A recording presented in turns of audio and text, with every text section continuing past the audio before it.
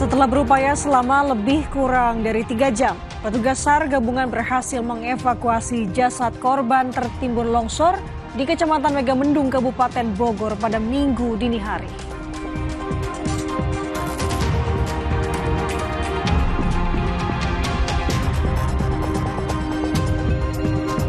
Hari ketiga pencarian korban KMP Tunu Pratama Jaya yang tenggelam di perairan Selat Bali, tim SAR gabungan berhasil mendeteksi objek bawah laut yang diduga kuat sebagai KMP Tunu Pratama Jaya.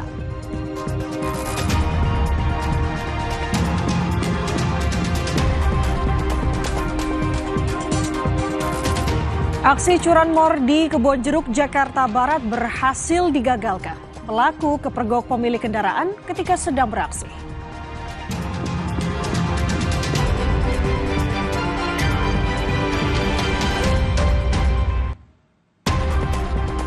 Kejaksaan Negeri Majalengka menetapkan tersangka dan menahan seorang sekretaris desa di Kabupaten Majalengka, Jawa Barat.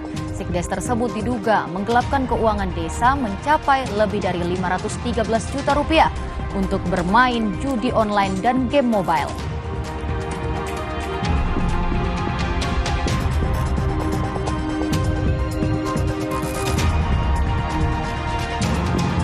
Tim gabungan lumpuhkan tokoh kelompok kriminal bersenjata atau KKB Enos Tipagau dalam operasi di Kabupaten Intan Jaya, Papua Tengah.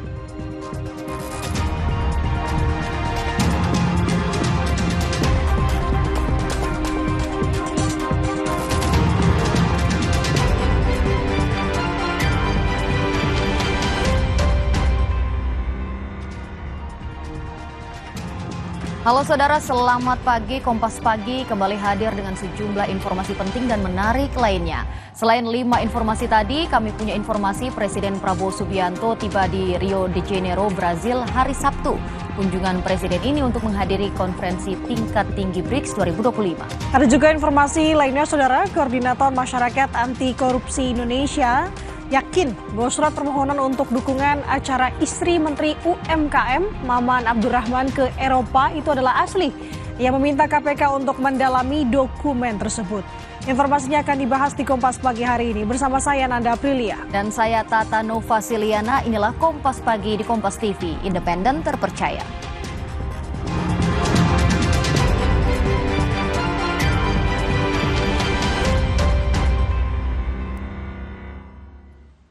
Mengawali informasi di Kompas Pagi hari ini bersama saya Nanda Aprilia. Saudara, hujan deras dengan intensitas tinggi di Bogor, Jawa Barat menyebabkan banjir dan longsor di sejumlah titik.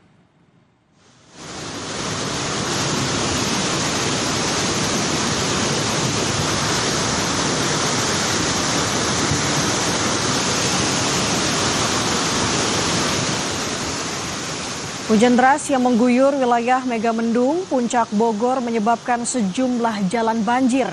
BPBD Kabupaten Bogor melaporkan 6 desa di 2 kecamatan terdampak banjir. Sementara saudara, longsor terjadi di Kecamatan Taman Sari. Tim BPBD menyebut salah satu masalah yang dihadapi adalah kemacetan di kawasan Puncak.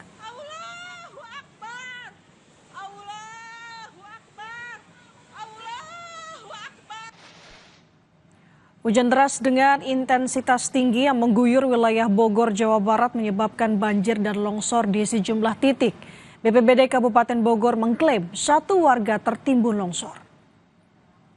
Ini informasi dari warga 1 orang, kami sedang melakukan evakuasi, sedang pencarian. Oke baik, Bapak untuk 1 korban ini maksudnya apakah hilang, luka-luka atau seperti apa, Pak? Informasi terakhir sih dari warga tertimbun. Boleh diulang, Bapak? Suaranya tidak terdengar jelas. Informasi terakhir dari warga itu tertimbun. Setelah berupaya selama lebih kurang 3 jam, petugas SAR gabungan berhasil mengevakuasi jasad korban tertimbun longsor di Kecamatan Megamendung, Kabupaten Bogor pada Minggu dini hari tadi. Hujan yang masih deras, saudara, serta banyaknya material longsoran menjadi kendala dalam proses evakuasi jasad korban. Usai dievakuasi, jasad korban langsung dibawa ke rumah sakit terdekat untuk diotopsi. Menurut saksi mata, kejadian bermula saat korban bersama satu temannya sedang berada di dapur memasak makanan untuk berbuka puasa saat tebing longsor dan menimpa keduanya. Lagi pada masak ya buat buka puasa, kan ini hari tanggal 9 bulan Muharram ya, Tasu'a gitu. Kedua yang satu lari, dia juga terdorong air, jadi dia mah terdorong air pas kebetulan tabrak pintu, jadi langsung ke depan. Yang satu lagi ketabrak tangan, mungkin dia langsung duduk kena tangga gitu ya. Jadi dia nggak bisa lari, jadi mentok di situ.